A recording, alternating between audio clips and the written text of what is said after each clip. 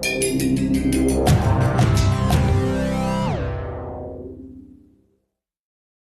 welcome to the breakout session on emerging community-based programs that create opportunities for better health in the community. If you're in the wrong place, now's your opportunity to get up and leave. But if not, I encourage you to stay and listen to these wonderful presenters that we have today for you. My name is Carla Gibson. I'm a senior program officer at the Reach Healthcare Foundation in the greater Kansas City area, and it is my pleasure to be the facilitator for today's workshop. Before I introduce our distinguished presenters, there are a couple logistical things that I need to remind you of, or they're going to fire me from my job. We encourage you, as you listen to the presentations today, to if there are ideas or thoughts that run through your head and you want to continue talking about in the community conversation later today, the yellow sheet in your packet, if you could jot those down, and they will be collected at the end of this workshop. We also encourage you to complete the evaluation form, as usual, because we would like to know how we're doing and improve for next year's conference. I'm going to introduce the speakers as they are in the order in which they're going to speak. Right next to me, I have Kathy Anderson. Kathy has worked for Jewish Vocational Services in Kansas City, Missouri since 2003. She holds the position of Manager of Language and Cultural Services, where she manages interpreter services and provides cultural competency and spoken language interpreter training throughout the region. She is a founding commissioner with the first certification commission for healthcare interpreters to be accredited. Kathy also is an accomplished poet who will have her third collection published in June. She has a master's degree in English and creative writing from Syracuse University. Next to Kathy, we have Amy Mocker. I didn't butcher that, did I? Okay. Amy is the Refugee Medical Coordinator at the Jewish Vocational Services, a position she has held since 2010. She's previously worked as a refugee resettlement case manager at the agency.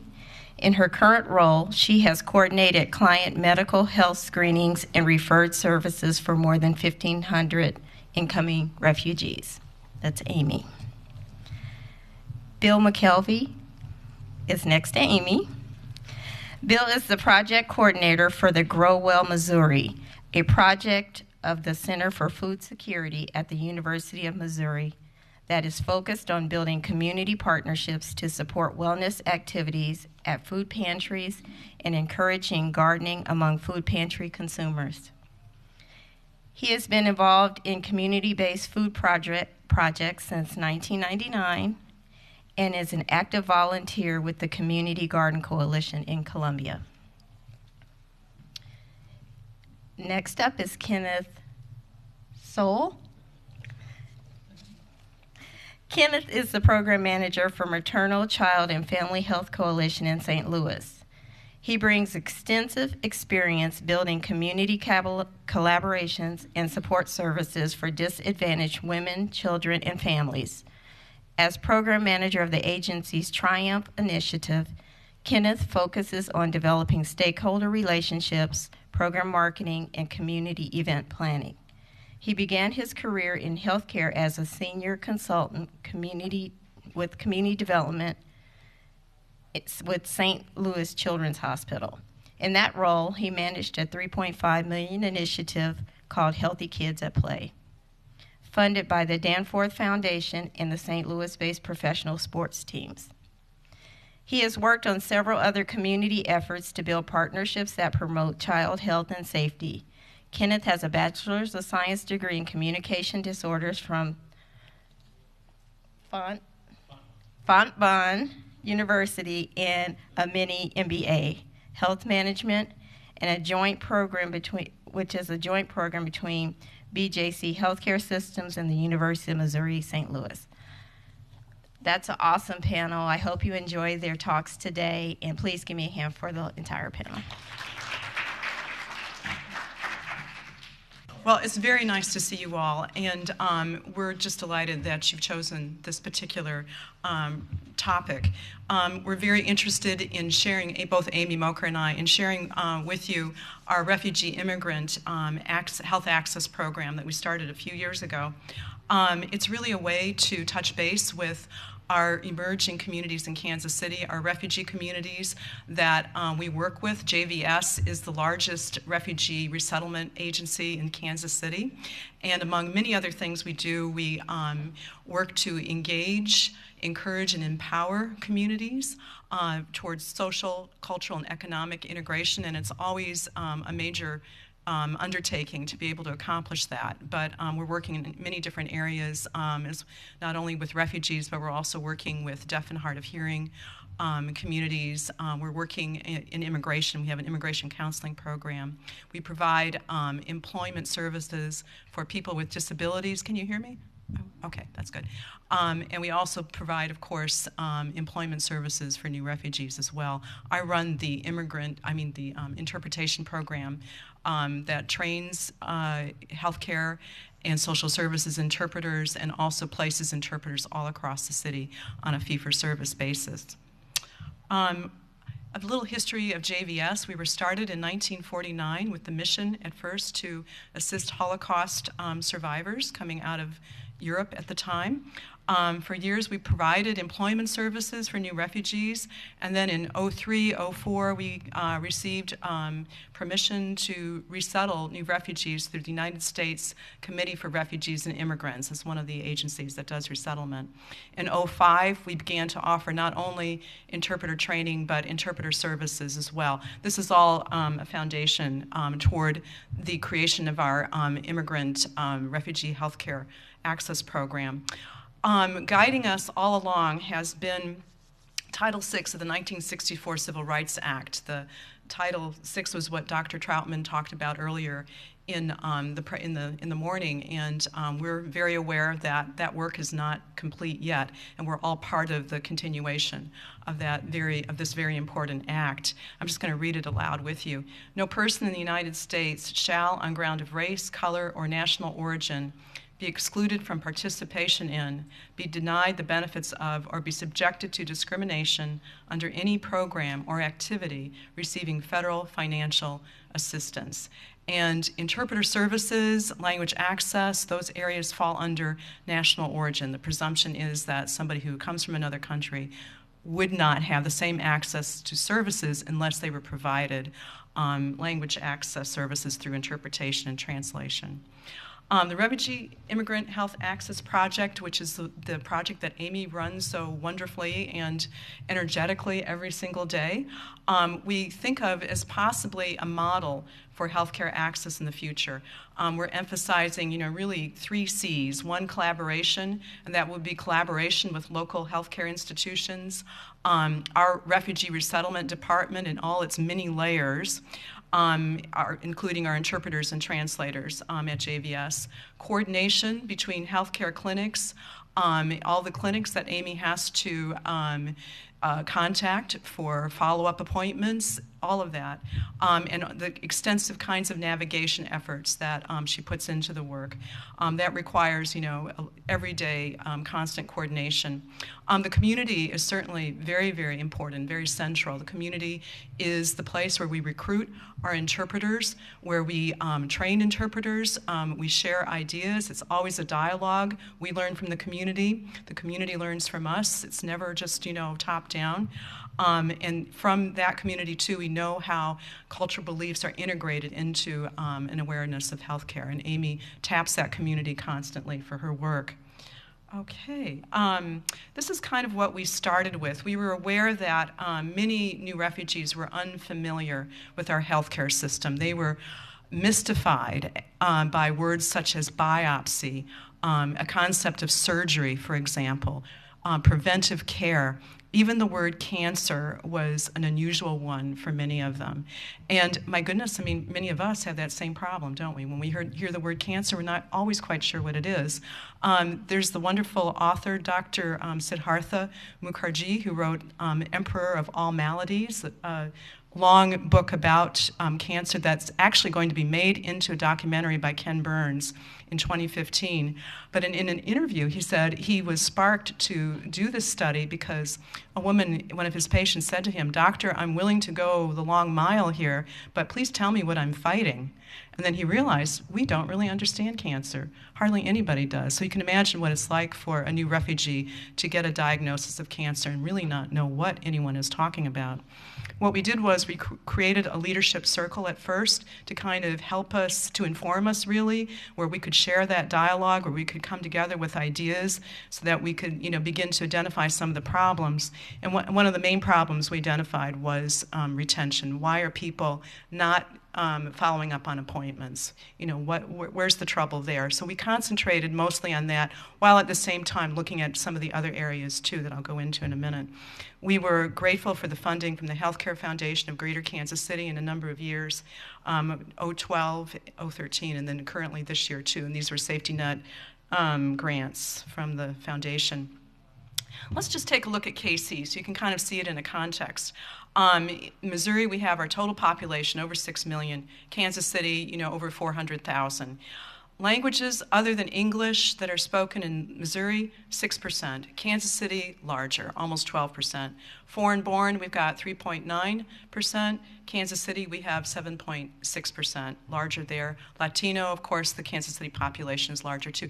Given these are census figures, and we all know this kind of the dark secret of the census. What is it? It's not accurate because, of course, LEP populations are not really going to be filling out census forms. But it just kind of gives us a ballpark, kind of a bird's eye. Okay, our countries that we're, mostly getting refugees from: Burma, Iraq, Somalia, Cuba, Bhutan. Okay, I'm going to go back to Burma. Look at all those languages. And my goodness, that is the shortest list of Burmese languages you would ever see, because you take the Chin language alone, and there are 54 different languages. They don't relate to each other at all. So that's the the responsibility and the pressure that Amy feels constantly with working with new refugees too and trying to find services. In Kansas City, since 2010, this is just to kind of give you an idea, we've resettled 1,711 new refugees. They comprise 15 different nationalities and possibly 23 different languages. So this is a very heterogeneous mix of people that we're serving every day. Our population for this project in 2012, 350 people were served by the project. In 2013, 406 people were served by the project. Most of them came from this smattering of countries: Sub-Saharan Africa, Democratic Republic of Congo, Central African Republic, usually people from the Middle East, Southeast Asia, Bhutan, and Cuba.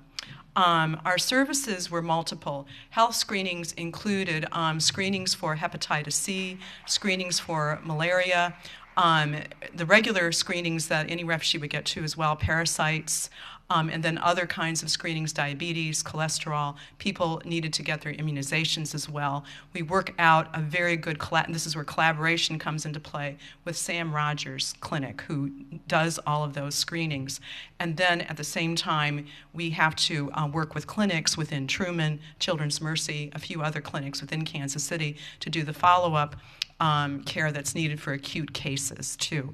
A lot of navigation required, because you can't just send somebody off, and give them, a bus transfer, and a bus schedule and say that they're going to end up, at a clinic. That doesn't happen. You have to guide them to some extent and show them how to do it, which is what we do. We show them how to use the bus. Okay, we have we worked with an orientation on healthcare access by creating a DVD. This was only 3 minutes long, but it covered quite a bit. We also worked, and this is essential, on translation of appointment reminder forms. Believe it or not, people never got those appointment forms in their language. They were in English. And so people read it, or they would take it to us, 8 days late, and they'd already missed the deadline. And all of this is so time sensitive because people have to get this finished within 8 months, because that's when their Medicaid window shuts. Okay, so it's very, very important. They have to have this kind of health care. They have to get ready to be working because they also lose benefits. They're on their own. And so, there's so much pressure to be able to do this. We also provided interpreter services when needed.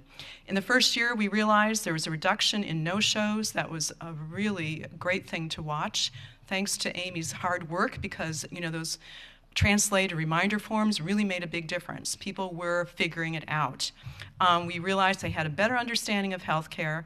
In the second year, of 406 people served, this is a challenge, by the way, 126 needed mental health or behavioral health care, too. So that was kind of an increase in that particular niche of healthcare.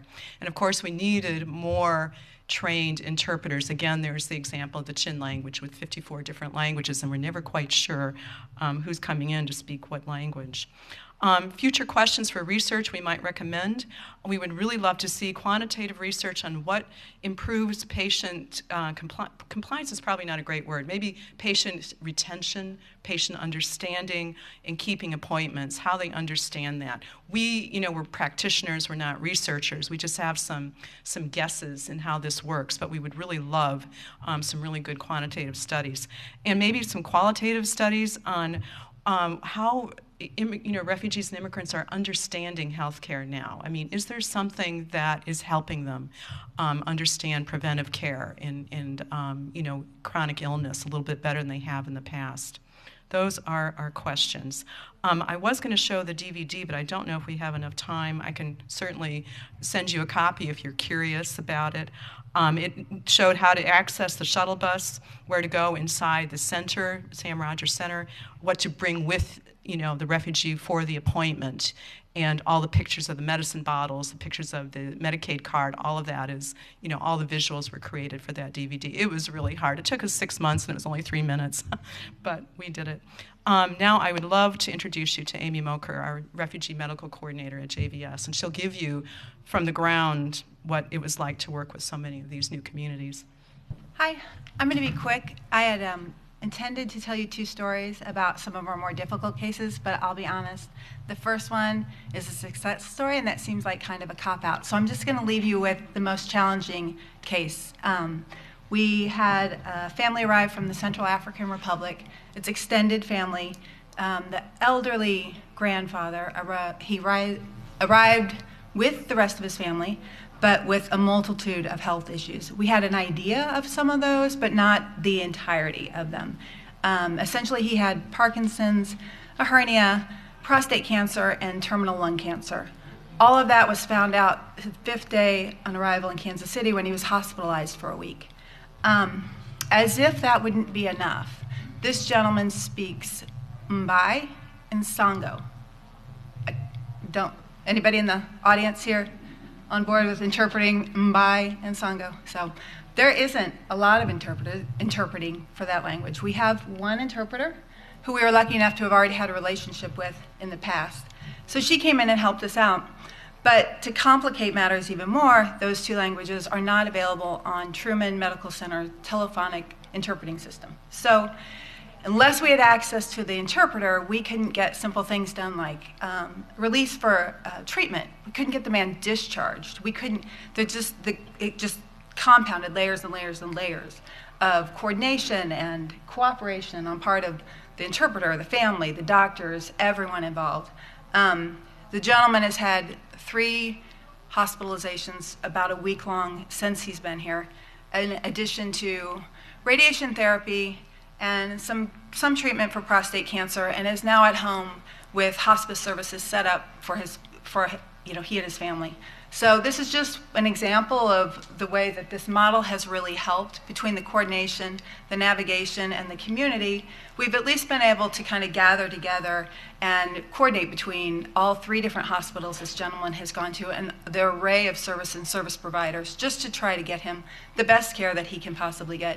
And I cannot say enough about Truman Hospital and St. Luke's and Sam Rogers, but they've all been really gracious with some of the cultural differences and some of the areas that they just were really uncomfortable and unfamiliar with, they took the advice of our interpreter, who was a great help in education in terms of cultural competency and obviously interpreting. So I'm going to stop there and pass it along to the next person.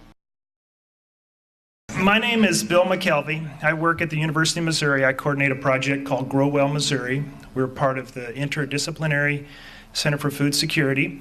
I'll talk a little bit more about that center a little bit later. I'll be providing an overview of our project today, give you a little bit of setting and background, talk about where we're working and some of the data that we're up against, talk about some of our activities, and then also share some of our evaluation results from 2013, and also talk about some ideas we have for keeping some of the things we've been doing going in these communities where we're working. Our funding is provided by the Missouri Foundation for Health, and we very much appreciate that funding and the work that the foundation does. An initial project, kind of a phase one of this project, was funded by the USDA. The PI on this grant is Sandy Raccoon. He's a professor in the Department of Rural Sociology. We also receive communications and other support from the Health Communication Research Center. They're part of the School of Journalism at MU. They help out a lot with creating different types of educational materials and really helping us to kind of reach our target audience. Other partners include the Food Bank for Central and Northeast Missouri, MU Extension, and the Missouri Food Bank Association. In terms of what we do, essentially, we partner with food pantries in Missouri. Right now, we're working with 3 rural food pantries and 1 urban food pantry. We'll add 2 more food pantries in 2015, with the goal to improve the health of food pantry recipients and enhance the capacity of food pantries. And the way we go about doing this is really through 3 different kind of programs within our project. So we are developing food gardening programs that are really aimed at the food pantry clientele and providing them with resources and information to have productive home gardens. We're working on developing local partnerships in the communities in which we work. And we're also working to create a network for food pantry organizers so that they can share information and learn from one another. A little bit of background about kind of where we're working in the environment where we find ourselves. And just so we're all on the same page, food pantries are places where people in communities go to pick up food. So these are community-based organizations. Sometimes they're operated by churches, sometimes they're operated by nonprofits, but they are places where people go to get free food. Food banks, on the other hand, are regional food distribution hubs. They supply the food pantries with most of the food that they end up giving away. Most food in this emergency food system comes from a national network of donors coordinated by Feeding America. And these donors are mostly very large food manufacturers and food processors who have excess supply of different types of foods that they make available through this national network. A much smaller portion of food in this emergency food system comes from local sources. And by local, I mean local grocery stores, food drives, farmers markets, gardeners, and things like that. So if you're thinking about where this food comes from and who's providing most of the food in this system, it's coming from our large food manufacturers and retailers, as opposed to the food drives and things like that we tend to hear more about. In terms of food pantries and how they operate, so through some research through our center, we found that less than half of food pantry directors are paid. So most people who are running and organizing and taking leadership in food pantries are volunteers themselves. Only 28% of these people work full-time. Pantries are very reliant on volunteers, so they use an average of 30 volunteers per month. Some of them use way more than 30, some of them use less than 30, and they serve an average of 1,440 people per month. Now that number has gone up, I'm sure, because our survey was done in the summer of 2011, and I know in speaking to food pantry directors and working out in the field that everybody's numbers have gone up. So I can't tell you by how much, but I can assure you that food pantries are serving more people now than they did in 2011. In terms of some of the health conditions that food pantry recipients face, through some other research through our center, we found that food pantry recipients fare worse than the general public when it comes to a number of health conditions. So if you look at these rates of diabetes, high blood pressure, high cholesterol, and obesity, you find that the rates are generally in those health conditions much higher than the state average. And so obviously there's something going on here. Folks are more likely to be diabetic and have high blood pressure and obesity.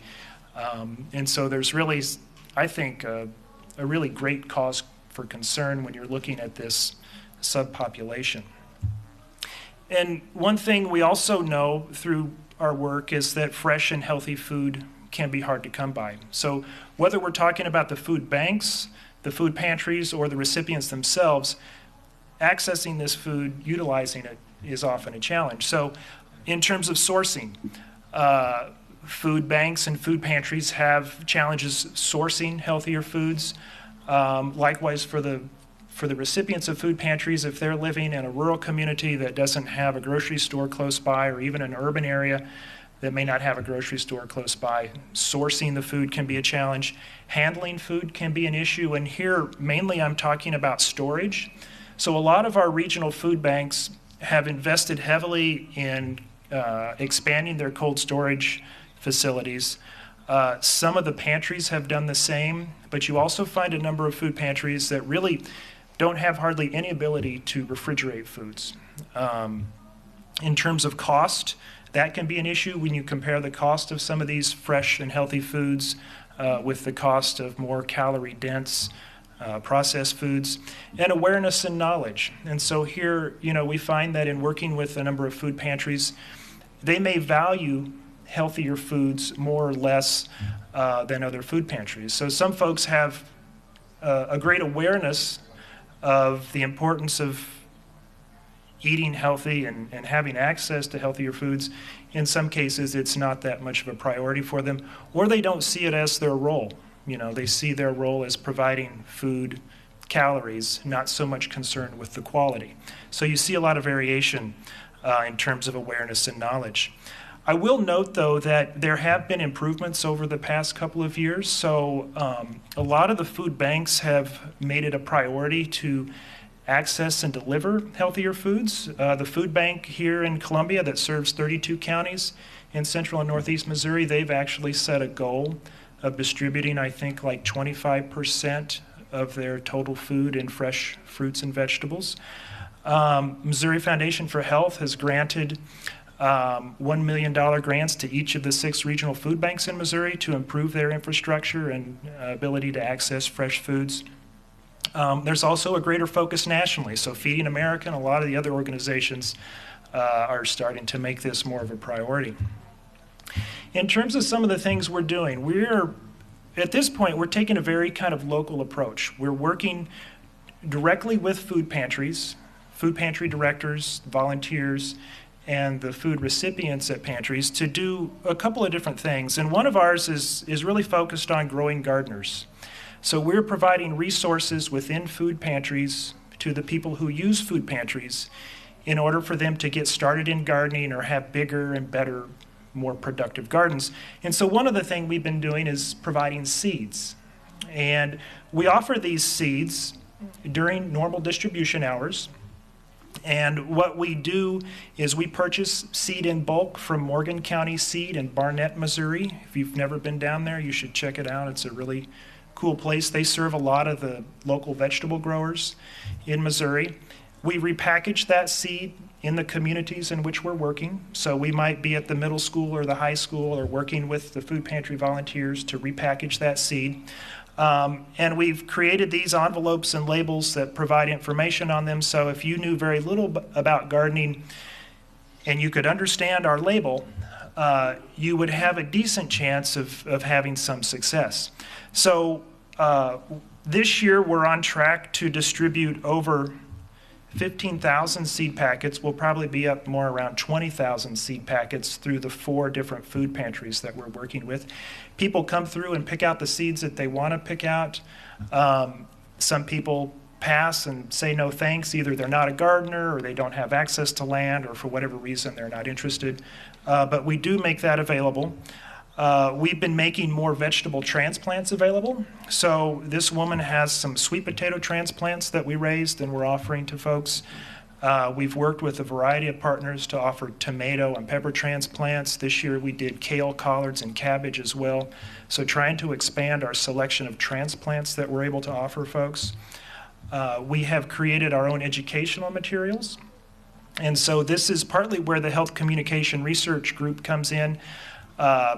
I create the content, I give it to them, and they design it in such a way that people will hopefully be able to understand it and use it without too much trouble. So we have a series of about 10 guide sheets at this point, and we continue to create more on all different aspects of gardening. This is a vegetable planting guide for North Missouri.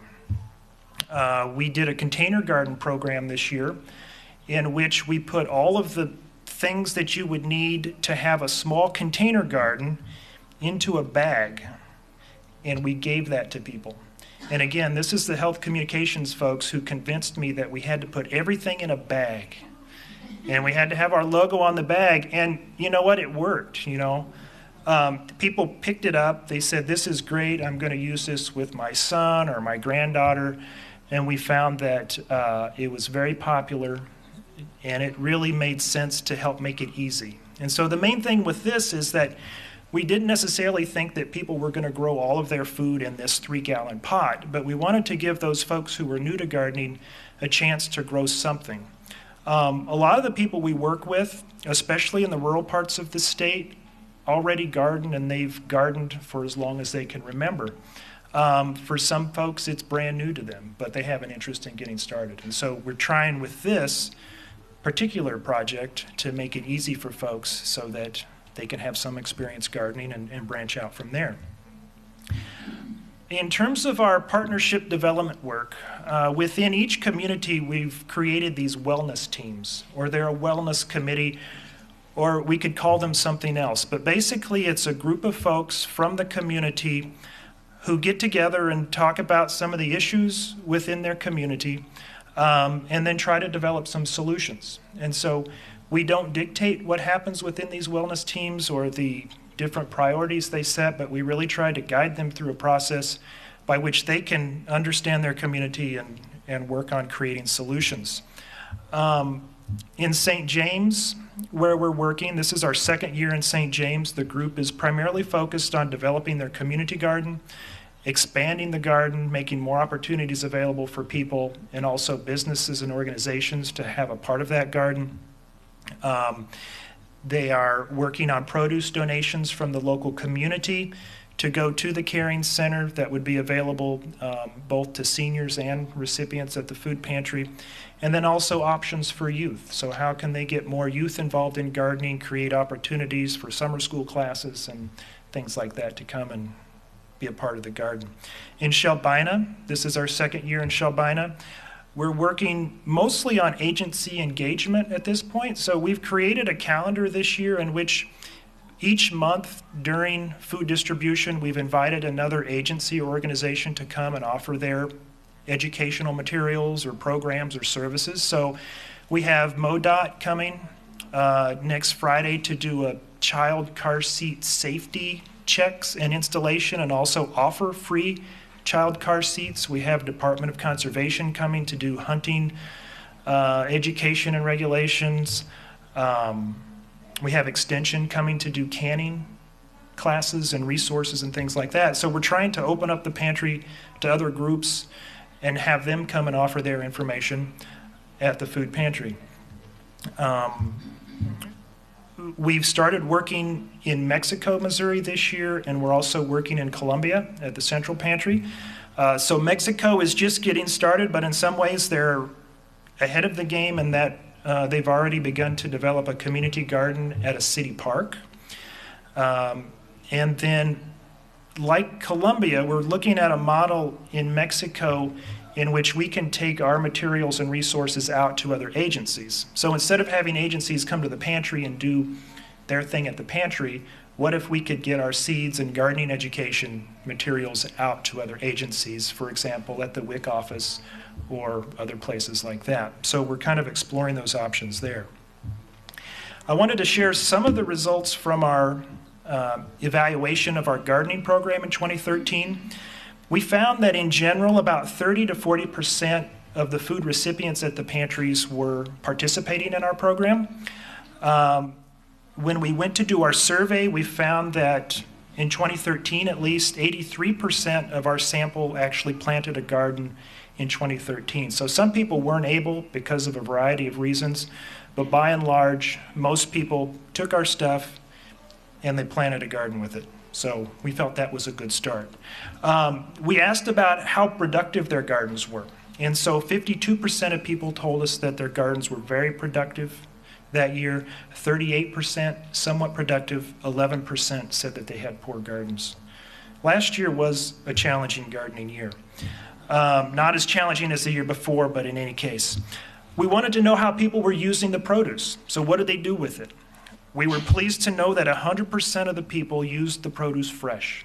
So they were taking the produce, making salads, whatever.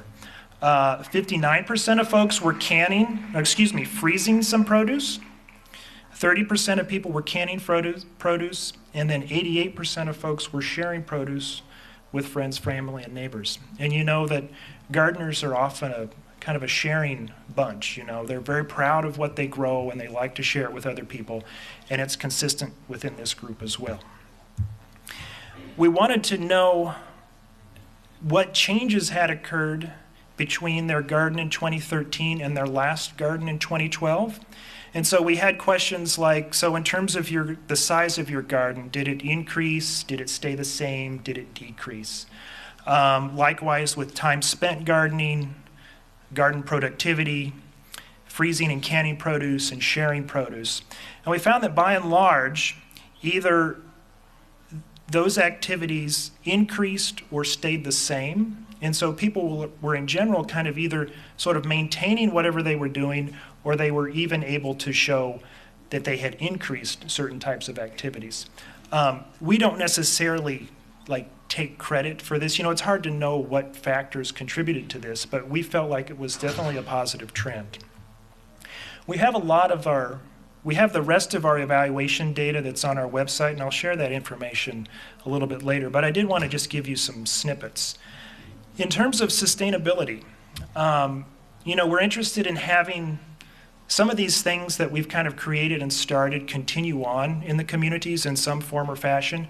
We don't necessarily think that they're going to adopt the seed program in the same way that we do it, but one of the things we've discussed is creating vouchers or coupons for people to go to a local garden center to purchase seeds and supplies. And so we might do some fundraising in a community and offer vouchers for 20% off or $10 vouchers or something like that to incentivize folks to continue gardening and to continue growing some of their own food.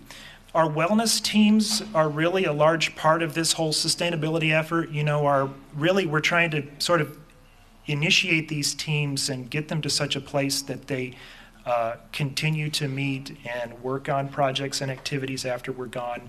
We'd also like to explore placing interns or doing AmeriCorps Vista in these communities, because we're finding that having somebody on the ground in these places is probably really going to be key to keeping some of these things going, and also kind of changing some attitudes and ideas about this type of work in general. Within our center more broadly, I've mentioned the research that we've done with the food pantry directors. The information about the health conditions came out of some food pantry client research that's been ongoing for a number of years. We have those reports on our website, foodsecurity.missouri.edu. We also publish a Missouri Hunger Atlas, which is a county ranking of food insecurity in the state. It's actually quite a unique thing. If you look at the USDA data, you can't get down to the county level. But with this Missouri Hunger Atlas, you can actually find out a lot of information about what's happening in the different counties in Missouri. And more information about our Grow Well Missouri project is also on our website as well. So I believe that is all I have, and I'm on time, right? Oh, great. Thank you. Yeah, we'll be around for questions, and feel free to contact me anytime. Thank you. Thank you so much for giving me the opportunity to be part of this prestigious panel. You guys did a great job in making it very hard for me. I also have to apologize that I work for a small non-for-profit like you know most of you probably do, and we're in the middle of writing grants for the sustainability of the program I'm about to talk about, so I didn't have a chance to really sit down and study. So I've got notes, and I'm going to have to work off of that. But I'm also happy to be here to get out of the office because I'm the only male in my organization, and man, I never get a chance to talk. So ladies, don't take that, but I'm just being honest with you. They don't give me a break at all. So what I plan on doing is introducing you to Maternal Child and Family Health Coalition, which is a organization that does incredible work for babies and families. And then I'm going to talk to you a little bit about our Triumph Initiative. It's a new pilot program that's in the 27th Ward of St. Louis, and we have the pleasure of having Mr. Joe Palm of the Office of Minority Health, who is actually one of the individuals that helped start the program. So I'm glad that Joe is here, and I have informed Joe that if I start screwing up, to jump in and help me out. How do you change the next slide? Down there, okay. So how many of you are familiar with Maternal Child and Family Health? And don't lie if you haven't heard, it's not gonna hurt my feelings because nobody, oh you have, God, I'm surprised. Fantastic. How many of you have had infant mortality to be part of your life? Had any situation like that? Well, I'm glad nobody raised their hand. I really am. In Maternal Child and Family Health, we focus on promoting healthy families and building healthy communities with focusing on key strategic strategies, one being maternal mental health, one being immunizations, and we're part of the Gateway Immunization Coalition. We work on healthy, sustainable homes, and you mentioned about access to grocery stores. One of the things that you're going to hear pretty soon in St. Louis, one of the major grocery chains just closed the only store in North St. Louis area. And so you can see how that's going to impact the community. So how can you have a healthy home if you can't get nutritious food? So you'll be hearing a lot about that, I'm sure. And then we also have access to health insurance, and we actively participate in advocacy. Just 2.5 weeks ago, I went up to Jeff City with Child Advocacy Day. We met with a lot of legislators to talk about the issue of Affordable Care Act, things of that nature, to really tell them about what Triumph is all about. We're considered an intermediary organization, and I didn't know what the hell that meant when I first started there, because they said, Ken, we want you to get on the ground working, but then they're also saying, well, we don't really touch people like that. We're a convener. So I was a little confused about that, and we're still trying to figure out what this intermediary organization means, so we're working on that. We are associated with 200 other organizations. We have about a membership base of about 800. We're funded by grants and foundation grants and grants, money from our members, basically. You guys, excuse me, I told you I had to do my notes. I feel privileged to work for this organization, and I tell you why is because, as you saw in my bio, when she read it off, you didn't hear anything about me being an expert about maternal health or infant mortality, but they gave me the opportunity because of my passion for the subject matter, my ability to understand community engagement, and then just having this genuine infamy for the people that I serve, because I really care about the community. So let me brag a little bit about what Maternal Child has accomplished in this past year. We also have been able to receive Missouri Foundation grant money, and so we have been selected as the backbone agency to tackle infant mortality in St. Louis. There's two organizations, excuse me, I don't know their names, that are going to be handling that in the Boot Hill area. So we're glad to join them. We've also been selected by the Dolman Foundation, I'm sorry, not the Dolman Foundation, but the National Healthy Start Program. And we are the host agency in St. Louis for the Healthy Start, and that's giving mothers and children a healthy start in the beginning of their lives. So why are we important? I think we're important because we are on the ground level. We know how to convene organizations, and we really get involved in, sorry, I'm flipping around here, unique ability to gather resources, and a lot of non-for-profits just don't know how to get resources. They're always struggling to make it happen, and we have an incredible team of ladies who understand that, and they really work hard. I never understood how nonprofits work because I was always in a big hospital system, and they really work hard. So let me read this off and hope it doesn't bore you so you really understand what we do. The coalition believes that every child deserves a chance at a healthy start. St. Louis bears a heavy social and economic burden from the hundreds of babies lost and the thousands of babies born too early and too small. Every year in St. Louis City and County, approximately 300 infants die before their first birthday, while trends show, and I'm going to change the slide, I'm sorry. When trends show, between 2000 and 2009, the rate for St. Louis City, 11.3%, remains much higher than the state, which is 6.9%, and the nation, which is 6.05%. In the big city's health inventory, St. Louis City ranks as the 5th worst in infant mortality, the 6th worst in low birth weights. In percentage of births to mothers under 20, they are 4th. Furthermore, the persistent racial ethnic disparity in birth outcomes is one with the most staggering health trends in St. Louis community. While African American babies made up 40% of live births in the region during 2008 and 2009, they accounted for 70% of infant mortality rates during this period. African American babies in St. Louis are 2.5 times more likely to die before their first birthday than Caucasians. I know you hear that a lot, but this is actually increased. It's now 3.5.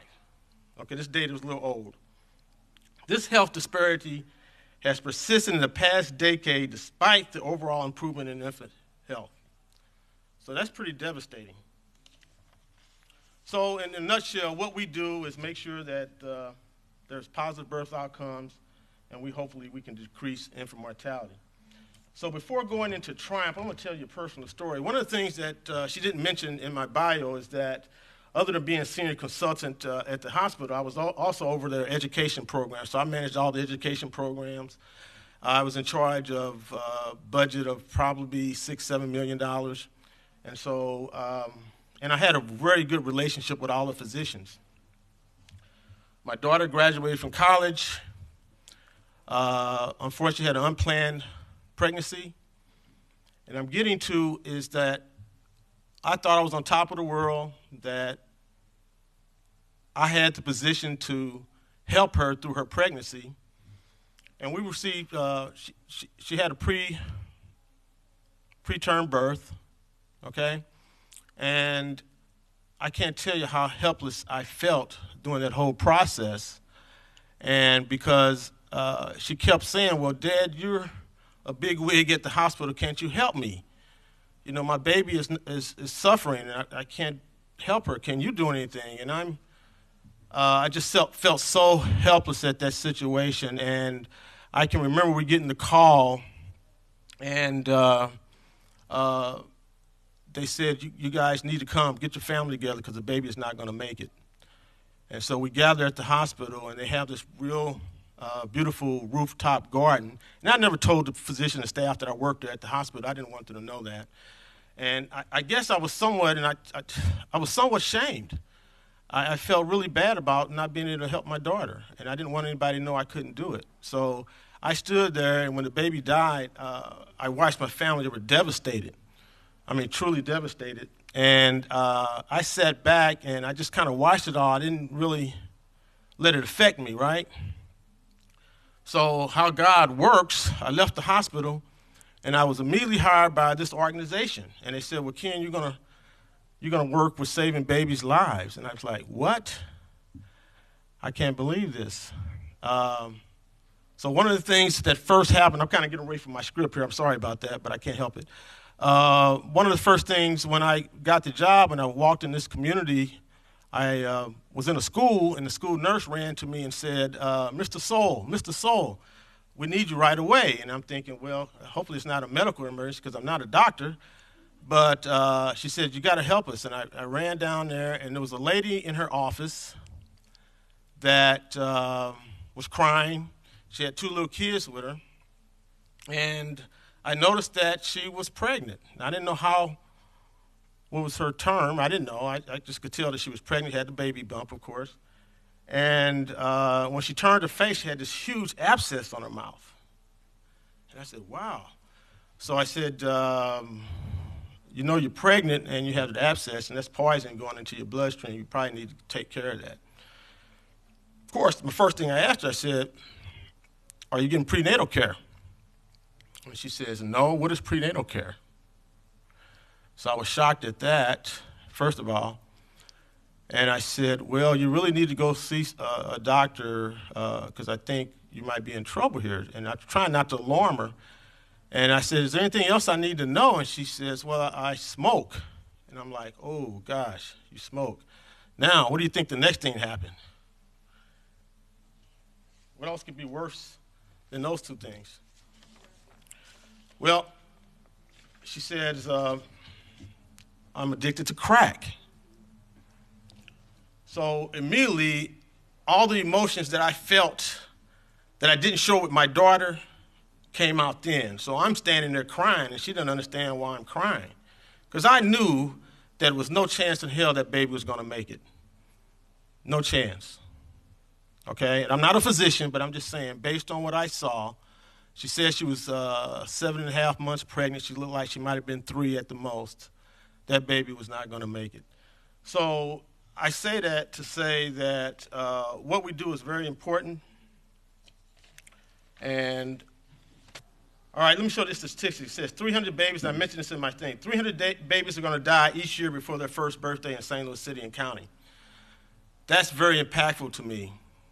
I equivalent that to probably about 15 classrooms of kindergarten kids that are never going to be part of our community, never going to be able to do the things that they want to do. And I think that's very impactful. So people kind of look at those numbers and just kind of brush them off. And I know you've seen so many statistics. You guys like your people are statisticians, and so it probably doesn't affect you much, but it really affects me very much. So when we start seeing these statistics, the first thing we said, we got to start doing something about it. And we said, well, okay, we're going to do surveillance, but we're not going to just look at what the stats tell us. We're going to go out and talk to people ourselves and find out what's really going on. We started a fetal infant mortality review team, which goes out and they look at statistics, analyze them for us, but they also go out and interview women who have had babies that have died, and they try to do things to console them. So those things we first started to do. How many more? I still got a minute? Okay. So we came up with a situation we call Triumph, and Joe was very instrumental in this, and what happened was this gentleman right here, the late Alderman Greg Carter, whose mother was a state senator, saw some statistics, just like he was sitting in a situation just like you're sitting now. And that's where it's important for us to be involved in conferences and things to talk about what we do. And he heard a statistic that said his area had the highest consistency rate of infant mortality than anywhere in the city. And although Greg had so much other things on his plate, he decided to make this a priority. And one of the things that he did was got a group of people together, and Joe was one of the first, I believe, Joe. And he got the Office of Monitor Health. He got the city health department. And they got together, and he got our organization, Maternal Child and Family Health, and said, what can we do about it? And these are the statistics that he saw. If you see, From looking at this, in the blue lines, it shows that that ward has an incredible infant mortality rate compared to other areas. And this is the inadequate prenatal care statistics, and you see what's going on there. And let me tell you about the demographics of this community. 9,834 total residents. Where you start talking about social determinants of health, this area has it. All the vacant homes, the foreclosure, the crimes, the drugs, everything you can think about is happening here. But look at that unemployment rate. What is that, 70%? This is old data. I believe it's right now somewhere around 75, 80. That's a lot of people unemployed. All right, so we built something called the Prenatal Infant Wellness Collaborative. This is a group of people. When you start talking about collective impact, everybody's talking about collective impact right now. This was one of the first ones, I believe, happening in St. Louis. This is where you got a whole bunch of people together, and there's probably about, Jody, is it 30 different organizations that are involved in it, hospitals, health care facilities, everybody's involved in trying to get this Triumph program going. We're currently in the pilot state, but we keep moving. Okay, I've got to go on. I'm sorry for that. But one of the things, let me finish. One of the things that I brought to you, and I'm sorry I didn't get a chance to talk about it briefly, I work with an artist named Kababi, and Kababi does artwork for social change. And I asked him, I said, can you do something for a pregnant woman for me? And he created this, and I think it's very beautiful. But what it says to me was that this lady is proud to be pregnant. You see that? I don't see this when I go into the community. All I see is stress, despair, and all those things. So thank you very much. Sorry I didn't get a chance to put it all together. All right.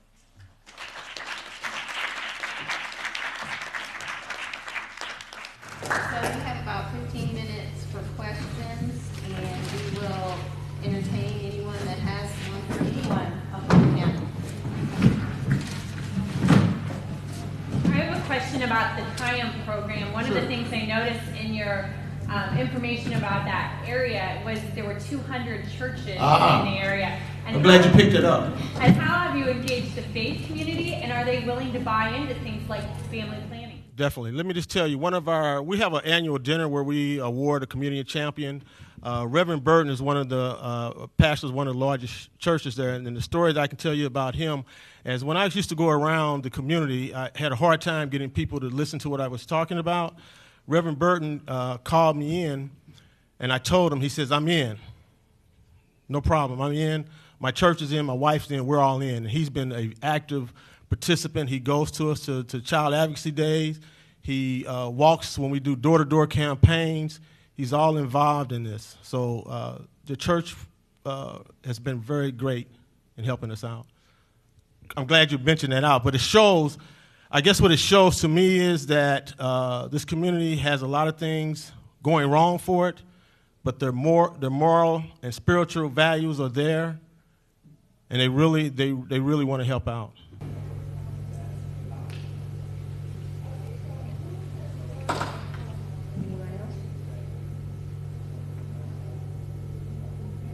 Would you guys like to see the video that Kathy was talking about? Since maybe that was first more questions, but it's 3 minutes. Since no one has a question, you want to see it? Yes. Okay. I do have a question. Okay, go ahead. She's getting that set up. No, keep going. It was about the gardening section. You know, I come from a small rural community, so gardens were a common thing. But I go into St. Louis or Kansas City, into the inner city areas, and I don't see that there's the space for gardens or community gardens. And I just wonder how you try to replicate that in those more densely populated areas where you don't have a home, or you have a different type of home structure than what I'm used to. Yeah, that's a really good question. And so we picked Columbia partly to try to answer that question or find out more about that. And at least initially what we found is that our participation rates are higher in Columbia than they are in our other 3 communities, which are more rural communities. So while I had the same idea going in, I've found that there are more people, or a greater proportion of people, who are actually participating in Columbia. So I think people have little stoop gardens. They have, containers on their patio, or they also have access to land somewhere. So, yeah, but we're not doing this in Kansas City or St. Louis, and so it might be different in a place that's more urban. Can I answer? Let me add something to that. Hope to stop the intervening on that. But there's a gentleman in St. Louis called Sylvester Brown who is getting national recognition for doing a garden, and he's growing sweet potatoes, and he calls it the Sweet Potato Project.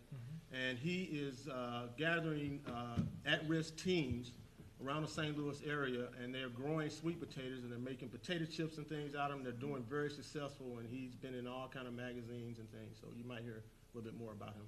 And I could add, I'm sorry, well, Kathy can probably speak to this. We have a gardening grant that we use. Oh, sure. Yeah, I'll start it. yeah, I Because we're in mean- Kansas City, so we're inner city. Yeah, right in the northeast area of Kansas City. And my goodness, we would love to share some of your resources, Bill, because we have a project for the refugee immigrant community to grow gardens and the kinds of vegetables that are grown that they're familiar with. And it's just starting out. On the Kansas side, for a very long time, there's been, through Cultivate KC, there's been an active New Roots program for immigrants and refugee farmers. And so that's been going really well. But, I mean, the problems that you refer to are constant: how to get the land, where to get the land. The land bank in KC has been very helpful and very active in working with our community and helping them identify garden spots. But getting the money is really hard. We've tried a couple of times to get funding, and the last time it worked, we got a small grant. So onward, we'll probably get some more. One of the things that we do in Callaway County through our churches, Extension, FCE, which is the women's organization under Extension, and our 4-H, is we ask them to pledge that they will grow one row in their garden for the food pantry. Because they're already doing gardening, and what's one more row? And that's been real successful in years past.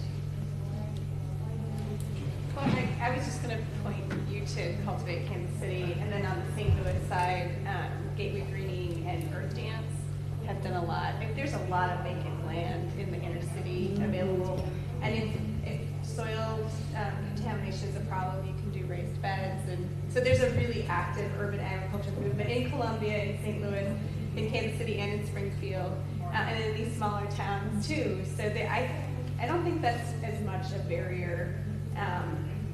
It's just that people in rural areas still have that gardening history, so it's easier to adopt there. Although in Columbia, we're the most, maybe in your group, it's Columbians that are doing the most gardening for your program. I was just going to say that, I forgot one. Anyway, that it's not just your kind of organizations. You need to Google just container gardens and stuff, because in Callaway, the YMCA has beds out of the YMCA that people can come and check out. They can actually just sign up and they can get one of the raised beds and they can raise vegetables in it. So there's lots out there. We have trouble filling those spots because we don't have people to go in. Once they spend the money to put them in, we don't have people to take them and use them. So, and that's a rural area. So there's lots out there that's not being. I tried to do a project with a small town in my county, and I couldn't get I wanted to put it at the senior center, and I could have got the money, and they didn't want to mess with it. They didn't want to deal with having to take care of the garden. So, I mean, there's other barriers than just having the land and having the seed. It's having, the agency that's taking care of the area willing to commit to that project and keeping it up. And it's sometimes really hard. They just don't want to take on the extra work because everybody's spread thin. Just one more thing. About a year ago, I did a literature review on the impact of community gardening, doing a review of the academic literature. And the thing that was most surprising to me is the mental health benefits. So if you're looking, the Missouri Foundation for Health is maybe focusing on increasing fruit and vegetable consumption through their gardening programs that they fund, but it was actually in the literature, it looked like mental health benefits were much higher than physical health benefits, or even increasing consumption of fruits and vegetables. So I think we need to broaden our view and think about gardening as a mental health activity as well. Well, I can say to you that I work with the Department of Ag a lot, and what we find is that, kind of what she was saying, that people think community gardens are a warm and fuzzy thing, and they like when it comes in, then they don't take care of it, and then it becomes a major problem, and the elected officials are real upset because a lot of foundations will pay for that, and then they don't make sure that they're sustainable. And the only people I find that really stay active working on community gardens are seniors that are retired. And they find it to be, like you said, mental health, exercise. But the other things that you find is that, at least in definitely minority communities, many of the minorities migrated to Kansas City and St. Louis from down south. So they know about gardens, they know how to take care of them, they know what they're doing. But a lot of young people, it's just a fad. They think it's a real cutesy thing to have a community garden, and they don't realize it's a lot of work, and it's hard work, and it's steady hard work all year round. So, I was just at a presentation 2 days ago on Detroit, urban agriculture, and I think they're the most advanced one in that in terms of, and they have found actually that urban agriculture has helped increase crime, issues with mental health. So it's not just the vegetables, it's just the involvement of people, and they feel part of the community. They have even used, some of these community gardens are using to have a voice in the city that before they didn't.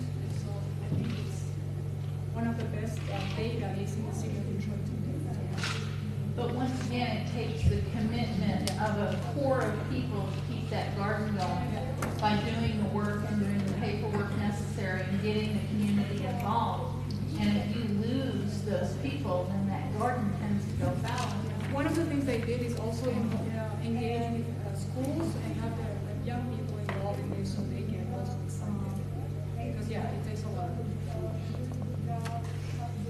I will just add that I concur with all the comments, and I say that because we found that community gardening is not the solution in all cases. So in Shelbina, Missouri, we searched for about 1.5 years to find a piece of land to have a community garden, and then once we found it, we didn't have the participants to take care of it, and so we abandoned it. We said, well, this is just not a good fit here, and so it really depends on where you are and who you have involved and the different partners you involve. You really need a critical mass of people who are committed to it and want to make it work.